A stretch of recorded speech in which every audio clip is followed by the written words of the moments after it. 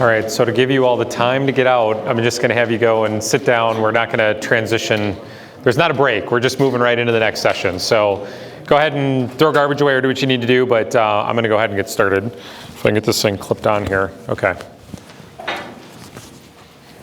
All right, so let's talk a little bit about interviewing, right? So you're about to, have a call, leave the building, talk to someone, etc. How many of you feel or have any, concerns about conducting these interviews? Show of hands. Oh, come on. People are not being honest. I feel like I gotta keep asking. All right. So interviewing is going to be a challenge. There's no question about it, right? Educated as we all are, there is certainly a different skill set used when you are out interviewing in the marketplace. And we want to talk through some of those things. Traditionally, when we have a little bit more time, we actually do some practice like mock interviews. But given that we've got about 25 minutes, we'll see. I'll see if I can make some time in. We really want the focus of the interviews for today and really through this program to be on that kind of product market fit, because establishing that is the foundation. It's really important and critical. If you were to go through the 8-week course, you'd spend a little bit more time talking with key partners, resources, really understanding channels, things in each of those areas. But really to go, we're asking you to go as deeply as you can in the customer segment piece to make sure that you've identified the segment you want to pursue and to make sure that you really understand the value proposition, how that fits with them. So understanding a day in the life, right? Understanding what is it that they do every single day, right? What is their workflow? How are you going to sort of manage to fit your product or solution into that workflow and make their life easier? All right. So the foundation here is really that you create a hypothesis that we've already discussed, even if it's a guess, right? It's fine to say, right now I think this is going to save you X. Maybe you don't know what X is. We'd love you to take it to the next level and say, we think it's going to save 30%. And then start to dig in and find out if that's in fact the case, right? Or it's going to generate, additional customer visits, right? We'd love to see you sort of use that as a baseline for then asking questions around that, right? And don't be afraid to be direct. So have a hypothesis, design your experiment. That's the questions. We're going to do a little bit of work on that. Go out and start asking questions, right? Test a hypothesis, get the insight, and then continue, all right? Ultimately, we'd like you to be in front of people, not necessarily just on the phone. How many of you are going to actually be in person today for your interview? Okay, all right. You're going to learn more in person. Why? Why would you learn more in person? Nonverbals. Nonverbals, why does that matter? Better insight. Okay, yep. So if you ask somebody a question about, what they're willing to pay for or what they're paying currently for pricing, and they cringe a little bit versus, you're going to notice that on the phone as well as you do in person, you might pick up on some verbal changes, right? But getting out of the building is absolutely the best thing to do. On top of the nonverbal and sort of additional information that you receive, you've also just built a little bit more, affinity with that individual, right? You're a real person now, or a team. And that can be valuable for, a reason I'll bring up in just a minute, okay? So you want to learn fast in this process. The whole goal of the lean startup is that you've got this continuous learning process that keeps you moving quickly, right? So you want to create assumptions, challenge them. Failing early is better than not really knowing for a long time. What you want to do is collect data, but ultimately be able to synthesize that across multiple conversations to get to insights, right? So what's the difference between data and insights? Go ahead. Pattern. Okay. I would assume. Sure. Yep. What was the answer? A pattern. A pattern? Yep. So patterns can emerge. Sure. Is there an answer over there? What else? Go ahead. Data is quantifiable, insights are qualitative? They can be, yep. Yep. So the idea is to synthesize the data and look beyond just what you're seeing in an individual touch point, right? To start to see what patterns emerge, to start to see what that's ultimately going to drive you towards in terms of your product, service offering, et cetera. And that's something that you're only going to do through a number of interviews. You can't go conduct 3 and drive insights. You can get some data points, and that's interesting, right? But it's not enough to get to insights, and that's why we talk about sort of getting the work done, right? 30, although it sounds like a lot, probably doesn't actually get you to where you need to be. Okay, so hopefully you'll continue the methodology after the course here. You need to ask the right people the right questions, and you have to realize that this discovery process isn't just getting right to the answer you need for the question you ask. In some cases, it might take you 2 or 3 interviews just to get to the right person to be able to ask that question. And you have to be open to that idea. Okay? All right, so who's a customer? Ultimately, a customer is anybody that appears on the business model canvas anywhere, right? In terms of, actually I should say, this should really be titled, who is an interview, who's an appropriate interview, and that really is anybody on that business model canvas, right?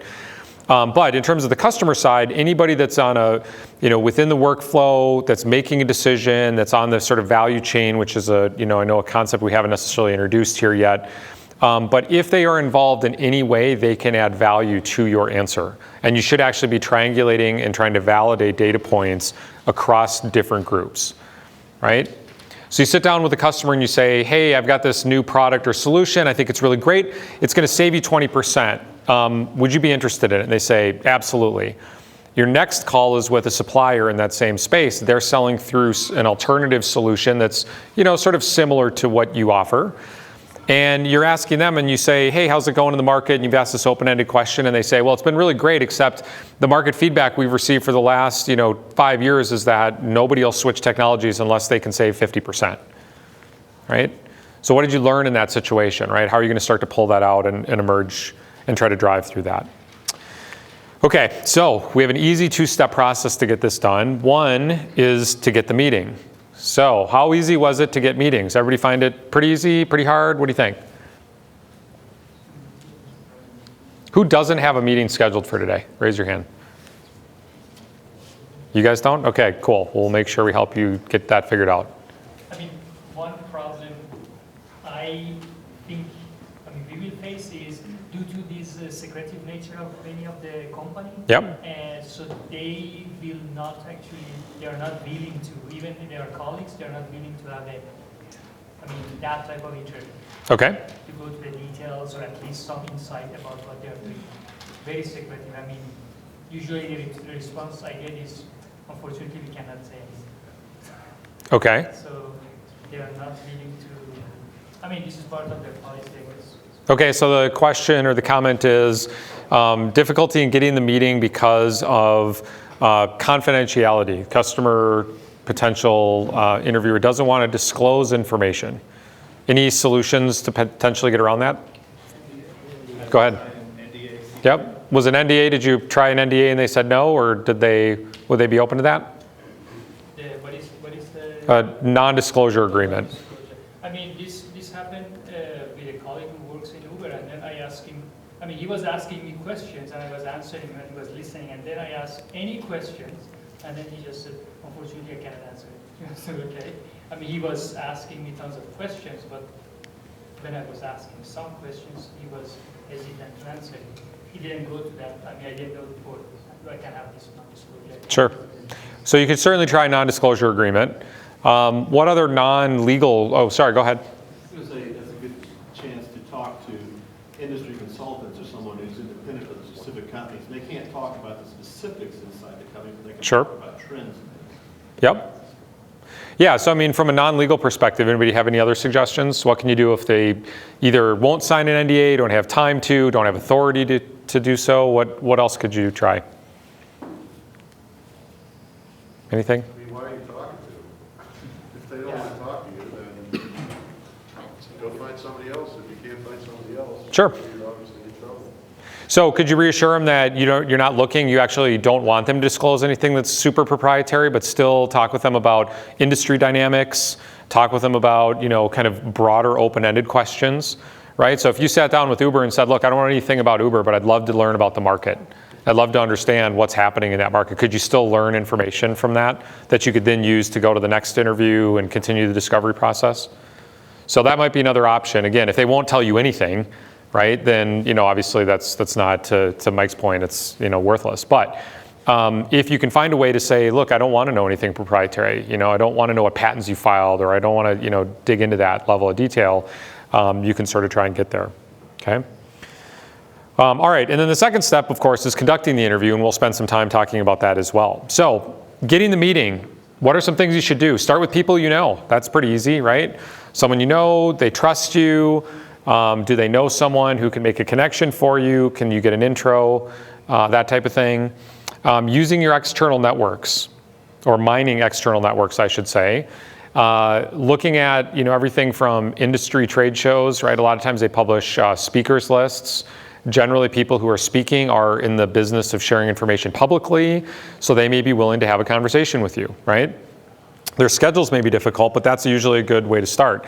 I think Sally made the mention of LinkedIn already. Obviously, you should be mining that, asking for connections, referrals, et cetera. A number of us are connected fairly broadly, so if I know, speaking for myself, if you find someone in my network you want to connect with, I'm happy to make an introduction, of course, as part of the program here. One of the most important things you can do is use meetings to get more meetings. So what do I mean by that? What does that mean? Go ahead. At the end, ask them who else they could introduce you to. Yep. Find a time to ask them who else they can introduce you to, right? Maybe it's midway through and they're like, geez, I just actually don't know that answer, right? Maybe that's an appropriate time to say, do you know anybody who might, right? That I could talk to, either in your business or somewhere else. Do you know any industry conferences I should attend? Do you know any publications I should be reading or following, that type of thing? Go ahead. Just a good question. I use sometimes is who are your competitors? Sure. Yep. Asking who your competitors are, et cetera. That's another really good one. Yep. Okay. And also plane rides, right? Basically, you just need to ask the universe for the information you're looking for, and you should just be talking about this to everybody you know, and you'll be amazed at what comes out of it. Yes. The solution to the conflict of interest thing is speaking to former employees. Sure. Yep. You can go on LinkedIn, find former employees. Absolutely. Especially disgruntled ones. Now, the program doesn't advocate for people breaking their non-disclosure agreements as part of separation packages. However, that can be a useful tool, yes. You do have to consider the source, though. That's right. And you do have to consider what they may or may not know. That's right. So I'm not going to go through this in detail, right? As a matter of fact, I think that this email is actually pretty long for someone in today's day and age to actually get through. But foundationally, the idea is what information can you supply to somebody via text, email, LinkedIn request, whatever the case is, to try to get them to say, sure, I'll spend 10 minutes with you on the phone, right? Bringing in the sort of relevance to them is probably pretty critical, but it's not, you shouldn't feel afraid to ask for a favor as well. Use the credibility of the institution, of the program you're going through, as a way to help them feel important, and that the benefit they're going to get out of it is, help in sharing, right? People like to help, right? It doesn't necessarily need to be about, just about them and what they're going to get out of it. Because we'll talk about in conducting the interview that, the focus isn't really on you sharing your new technology with them. It's really trying to extract what you can learn about the industry and ask, through open-ended questions to find out what you need to find out, okay? So, maybe tug on that hey, wouldn't you like to, be a great member of society type of thing if you need to. So again, this email might be a little bit long, but there's a couple of really important things to point out, right?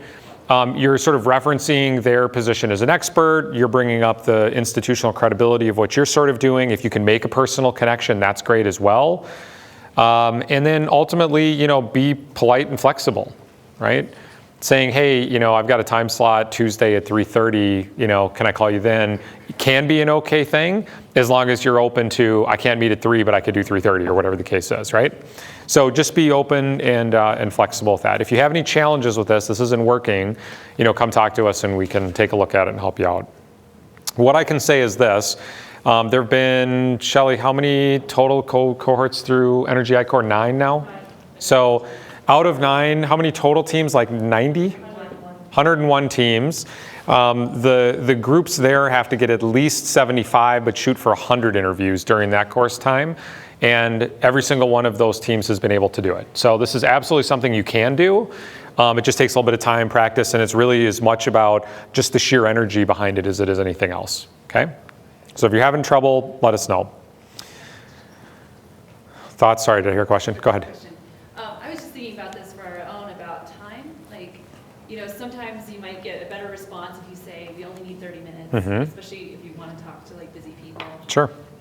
But at the same time, I can see there being some benefits, leaving it kind of open-ended, and if you get more of their time, that's great. Is there, you know, do you want to come in and say, we only need this much time, and maybe you don't get as much out of it? Or, I don't know, is there an approach for kind of approaching busy people? It's a good question. What is, go ahead, Annie, do you have a? Say, if you ask a little, if it goes well, they're If gonna they keep want to keep talking, talking they're gonna keep after. talking. And if you ask for too much, it's too easy to eliminate you. I think versus you make it easy to do you a favor, an easy favor. And Yep. once you get going and you show that you can respect their time, I think you're gonna find So, where they'll say, hey, can we do another call? I'm out of time right now. Yeah. Let's get another one on the calendar. Yeah, I'm a huge fan of the land and expand approach, but I really like being respectful, right? At the end of the day, if you ask for 15 minutes, just take 15 minutes and then either follow up or see if they have more time or whatever the case is, right? I would start with more, right? You don't get what you don't ask for in life, so I'd start with more, and if they're not responsive or they seem to whatever, you could always go back with less. So, Jean, were you going to respond? I was going to say that they ask you for 15 minutes and then they want to talk for 45 is a great thing, but you have to leave your schedule open so you can. That's right. 45. So ask for the small amount, hope that it goes over, and we have the schedule flexible to go over. And we've had teams that they've had to cut it off at 2 hours. Right. With plant tours, and walking down the hall, and talk to so-and-so and so-and-so, and really hit the jackpot, but only because they were able to have the flexibility in their own schedule. Yep. And Tom, if I was going to be mean, 15 also forces you to ask your most important questions. got it. If you go in with 45 and your Yeah. first 3 questions are junk, having done We these, lost 'em. I'm tuning out. For sure. I'm not going to be listening anymore. So the 15 actually says, if I'm only going to get 2 questions answered, what are the 2 I got to know the most that are really good questions? Go ahead. Kind of a related question on this. Is there a perspective of these are relationship building opportunities from like a social science perspective, and you're actually going to want to talk to these folks again? Or is it one and done, you actually just want that quick answer? No, I mean 100%. I think the idea of circling back around to revalidate information. So maybe you conduct, some of your first interviews. By the way, I'll get back to your point in a second. Do you conduct your first interview with your most important or your least important person on your list? Right? You're probably going to be learning, so you might not want to start off with the biggest industry player, most important, can't mess it up interview, right? So leave yourself room at the end. And we'll, I think both the comment of like ask for other interviews, but also be polite, say this has been super helpful. Would it be okay if I called you or sent you an email as a follow-up? Because as I'm conducting these interviews, I may be looking for some clarification on something you said. Would that be okay? That's a pretty traditional journalist type approach, right? And so when you do get conflicting information in the market, then you don't feel badly about going back and saying, you said 20%, I'm not sure if I misheard you or whatever, this is what I'm hearing over here. Could you explain a little bit more about that industry dynamic? Is there something I'm not understanding, right? And you might find out that from their perspective, it truly was 20 and they really were 50, but the piece that you were missing, they just answered for you, right? So you want to leave that open for sure. Yep. And building relationships in general is really good, okay? All right, so you want to be prepared. What does that mean? What does being prepared for the interview mean? Always to know about the company, know a little bit, know about the person that you're talking to, Yep. and having some information about the market. Right, so you should know the company, the person, know the market. Yep, didn't mean to cut you off, sorry. All of those things I think are true. You should also be ready to go sitting in a quiet place, have something to take notes with, right? We talk about doing team interviews so that one person can be sort of thinking and talking, or you can tag team, right, as you're going through, if that's an option for you. In terms of the opening, you want to build rapport and purpose of the call, right? Hi, this is my name, I'm part of this program. Conducting interviews in this space would really, really value your opinion. Based on what I've read and understand about your background, these are some things I think you're going to be a great expert for me. And then you can sort of jump right into starting to ask some of the open-ended questions, right? So what's an open-ended question? Seems silly, but I'm going to ask it anyway. That. Thank you. I appreciate that. The only person that said that. All right. What happens if you ask closed-ended questions? Right? You're not an attorney. They're not on the stand. You don't need to ask a closed-ended question. Open-ended questions are actually going to inform you beyond what you actually are asking. Does that make sense? You may get information from the question and the answer to your question that's going to lead you down a different path that you hadn't necessarily thought. Right? I guarantee you that if we said, everybody write down all the questions that you need to answer, and you generated that list, right? How many of those questions do you think would be the ones that you ultimately answer through this process? Do you think you'll end up generating more? Do you think, how many on that list will you actually answer? Right? I'll tell you that I don't know what the answer to that question is, right? But what I can tell you is that it's going to look different than you think it is once you get out into the marketplace, okay? So how do you establish the opening without telling them all about your technology and ending up explaining everything you do? And they say, oh, okay, great, thanks. Interview's over. How do you do that? Maybe have to connect what you do with something that the person is working with. Sure. Yeah. I mean, it may be a broader industry, type of interview though as well. Go ahead. Yeah, I think I was going to kind of say that you don't necessarily have to tell them what you're doing. You just have to tell them kind of what you think about the market or whatever you're trying to figure out about that interview.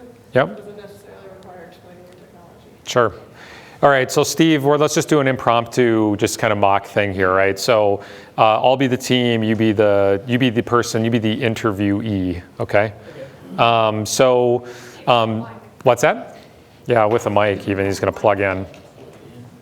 So there's a very simple, I'm just going to do one very simple trick. You don't have to use this one, but I'm going to start. Hey, Steve, thanks for meeting with me today. I'm doing some research as part of a program at CU Boulder where we're trying to learn as much as we can about the market and would love to just pick your brain. You're obviously an expert in this space, and I've got a number of questions for you. Do you still have 15 minutes for me?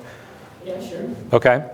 Sounds great. Well, do you have any questions for me before I dive in? So what's your company and what do you do?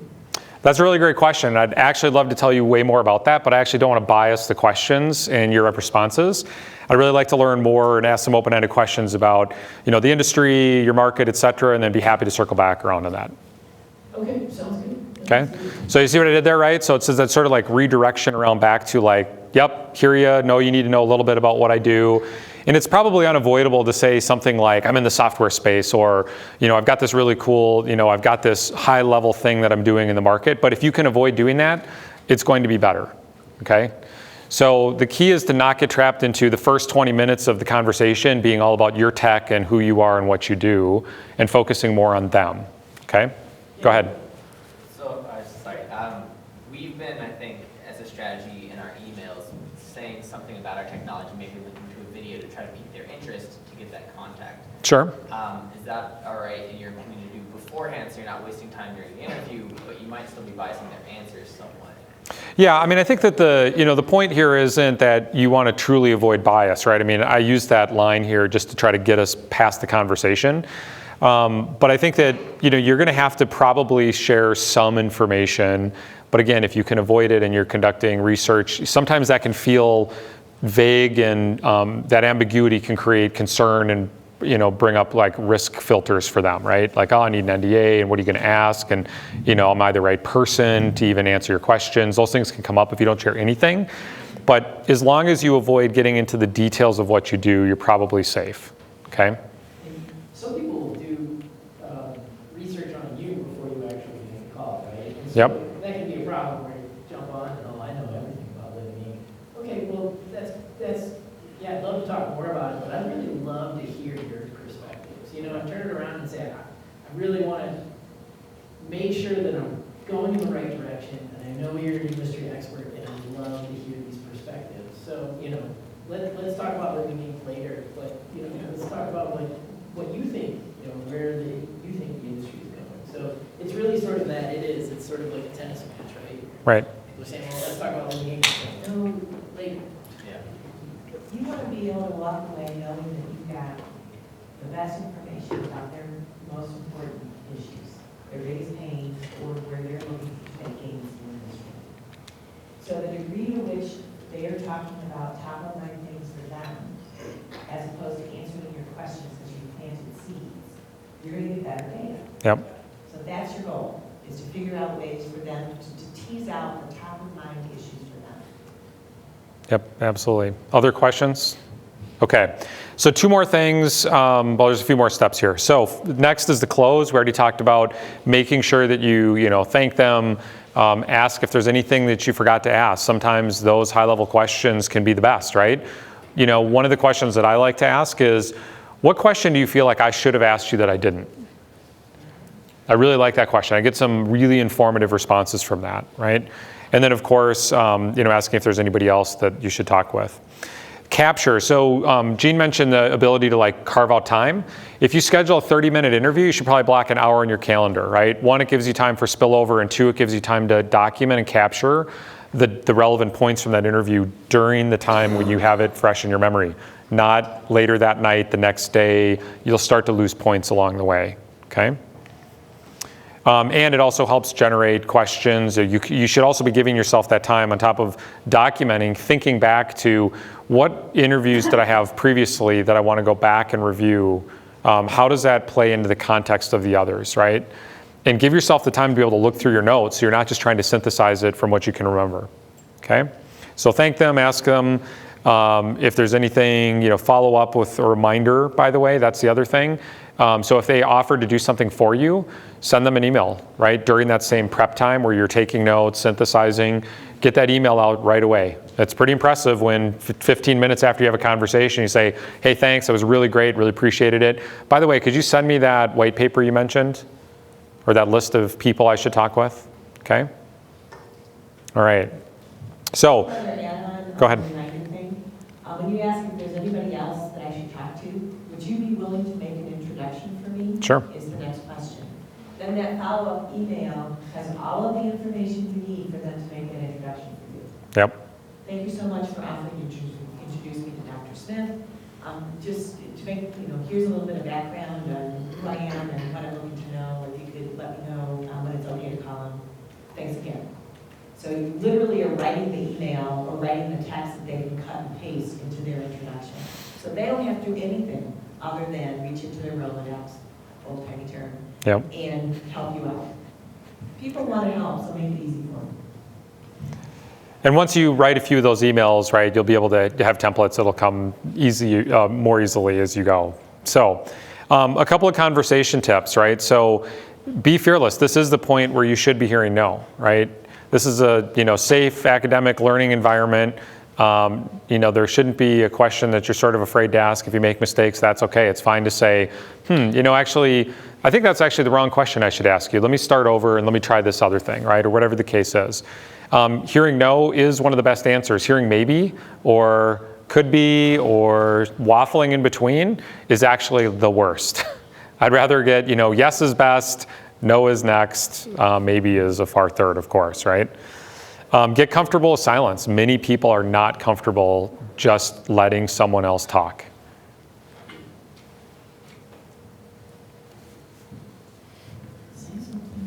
Right? So it's... If you leave the silence, they will correct with what's happening. It is normal human nature to try to fill silence, right? So if you ask a question and you say nothing, they'll keep talking, right? If you just let it sit there, eventually they'll think of another point, and you'll be amazed at what you'll get from that. So try it. I'd challenge all of you in this 3-week time period to let a silence go beyond what you're actually comfortable with and just see what happens. Saying, I don't understand, can you explain it again? You shouldn't feel badly about that at all, right? We're all smart individuals. Doesn't matter if you're learning something new. That's totally okay, right? Do not sell. You can't show a demo. You're not giving a presentation. This is not about you. It's about them, okay? You actually want to listen, be able to ask questions that are coming out of the answers you're receiving. And tag teaming can really be useful with that, right? And please, whatever you do, don't argue. You're trying to learn, not be the smartest person in the room, right? I would say that, for all of us in this room, we've been successful in our careers because we do know stuff, right? We are good at processing data and synthesizing things and learning and whatnot. I would say the wrong approach would be to dispute a market share number or what someone's willing to pay in price. Just write it down and say, wow, that's really interesting. Very good. You can talk with your team afterwards about whether you believe that or not. But the time to have that debate or to argue, you can certainly have a debate with somebody, by the way, to be clear. But don't argue. Let them continue to be the, to be the expert. Okay. So the most important thing is to listen. Yes. Sometimes it's help me understand. If they throw out something that you had just learned something that contradicts that, right. You're not there to set them right. You're there to understand why it's because this expert said this and that expert said that. Yep. There's something going on there, different perspective, a piece of information that one of them has that the other doesn't. Something's going on there. So when you hear something, don't argue it, but find out why it's different than what you expected. I don't understand. I thought it was more like this. Can you explain where that's coming from? Right. And during the debrief session on interviewing, what we'll often hear is, well, they challenged my technology as being crap, or they tried it and it didn't work. And I had to sit there and prove to them that it was something that was valuable, and I had to ask questions until they could believe it, right? That's not the point, right? Put yourselves, in the shoes of, a New York Times journalist, right? They're not arguing what's happening in the marketplace, right? They're just simply understanding, recording, and starting to capture that data, all right? Make sense? Okay, so obviously you want to be able to listen. Okay. So I've effectively ran us out of time. I was hoping to get to kind of the interview practice session, but we did a little mock interview. All right, what questions does anybody have before we wrap up about this? Any concerns? Everybody sort of understand the general approach in terms of what you need to accomplish? Okay. Sally, what's the documentation look like? Go ahead. I'm actively looking for sales opportunities with these people. And so I'm going to struggle with the balance between a non-sales pitch and a follow-up where I can hopefully give them more of a sales pitch. Because the people I'm talking to are the people that I want to sell my widget to. Well, I'll tell you that one of the approaches I use whenever I parachute into a new organization is I actually use this process as a way to jumpstart the sales engine.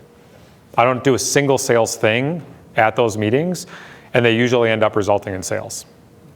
So I just challenge you to try it and say, I'm going to just take this process. I'm not going to actually try to sell you a thing. I'm just going to come out. I'm going to listen. I'm going to ask you questions and see what happens with the relationship that you develop, the credibility you build, the trust that you build, and how you become almost more of a consultant in a way to them, right? And what that ends up resulting in. So I wouldn't necessarily be afraid of that because that's actually a tactic I use today.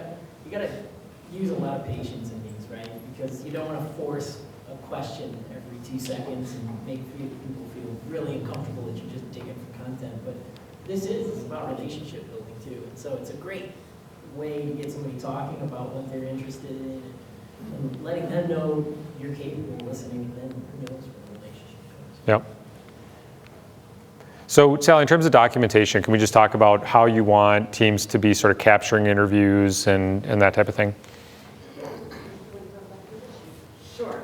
So there is a Google Sheet that is in the resources folder, or Angie is in the resources folder. We'll tell you where it is, but Angie set up a spreadsheet with locations for all the teams to go in and log their interviews. This is really beneficial to you to keep track of your interviews and who you talk to and what insights you glean, but it's also useful for us just to keep track of your progress and offer any insight and help when we can. I have it just right in the main folder. Okay. If you can't find it, touch base with us. We'll figure it out. I just want to be sensitive of our time. Otherwise, any last questions, comments, thoughts? Do you lead them at all? I mean, do you guide them at all if they're talking about their challenges and they kind of don't bring up anything about your technology point? Great question. So I'm not sure if everybody heard, but the question was, what happens if they're just off talking about something that's irrelevant? How do you handle that situation? Can you lead them at all? Irrelevant, yes. You get in there and they start talking about, I don't know, their manufacturing environment, and you really care about what their sales and marketing, what the sales and marketing strategy in the industry looks like by the distributors. How do you get it back on track? I guess use And then hopefully somehow at the end we can ask them a relevant question. I would suggest that's too Midwestern of you. I would suggest a more East Coast style. So if you have a few minutes and they're off track, how do you get them back on track? Other suggestions? Two questions. First, is it okay if I ask them how much they're spending, the company is spending in similar solutions? This is one. And the other one is asking about potential competitors. So I think you're asking so you're asking if you can ask those questions, right? Yeah. Okay. So let me get back to that in 1 second. I want to finish just answering this question first. So somebody's off track, you're trying to get them back on. How do you respond to that? Go ahead. So you can politely say, I want to be respectful of your time, just to remind them that they're running out of time for the purpose of the actual. Right. Yep. So it's kind of redirection again, similar to what I did with Steve, right? It's, hey, look, that's really interesting. I'd love to follow up with you on that a little bit further. We've got about 20 minutes left, and I was really curious because I know that you're kind of an expert in this area. I'd love to spend some more time understanding this other subject. Could we do a little bit more of that and then maybe circle back to this topic at the end? And just be really direct and just kind of find a place to sort of cut in. Because, they could effectively eat up your time on something you don't care about. Yep. Okay. So to your questions, can you ask about what are they paying today? And the other question was competitors, is that right? Yeah, the answer is yes and yeah, the answer is yes and yes.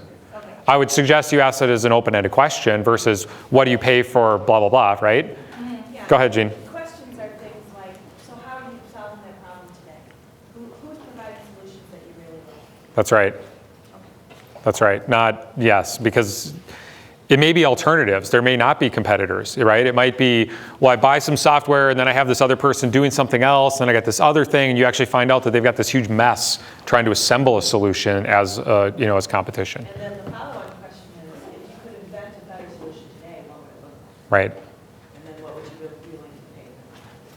You see how that's different than for your competitors and how much do you spend on it, right? It's hopefully gets you back to that same information, but it's a very different approach. Is this an area where you are investing a lot today? That's a yes or no question. We didn't talk about that. One of the easiest ways to shut something down is to ask a yes or no question. So then they answer yes or no. That's true, but I'm trying to say, I don't ask directly about exactly what they're spending. I'm trying to find out if they even care to spend on it at all, so they consider it large or small and greater. And then they may come through with the specifics. It tends to shut down a conversation as well to ask about outlining our process. Right?